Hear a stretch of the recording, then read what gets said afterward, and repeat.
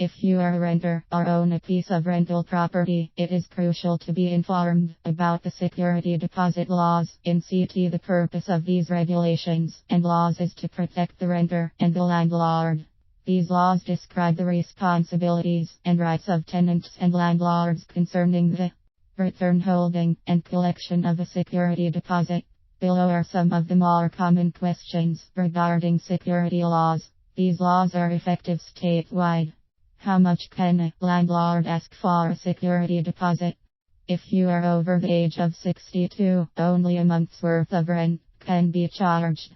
Someone under 62 years old can be charged up to 2 months' rent.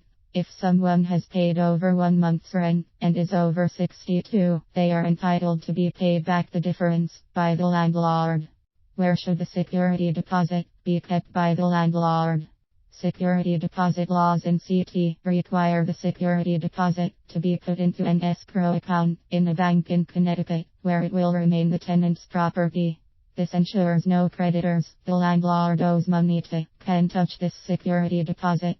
The landlord is also required by CT law to pay interest on this amount and return it to the tenant at the end of the lease agreement or anniversary of.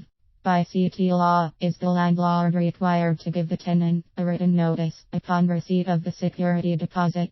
The landlord does not have to give a written notice after receipt of the security deposit in the state of Connecticut.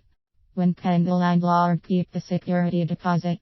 The security deposit can be kept by the landlord if the tenant has done any of the following: not paid rent, damaged the property, or has violated the lease in any way. When is the security deposit returned to the tenant? Once the renter vacates the apartment or property, the landlord has a maximum of 30 days to return the security deposit and any interest to the tenant.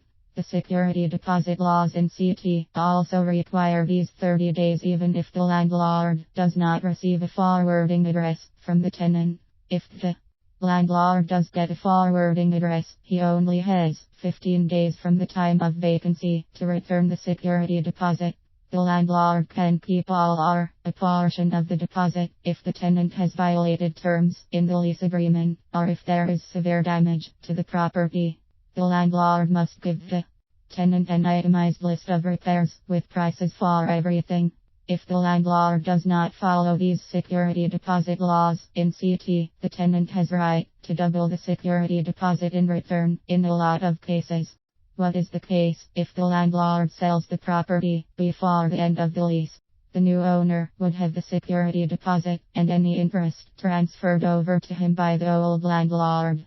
The security deposit would then be put into another escrow account, and the new landlord is now responsible for returning it to the tenant at the correct time. More information about security deposit laws in CT can be found by looking at Section 47A21 of the Connecticut General Statutes.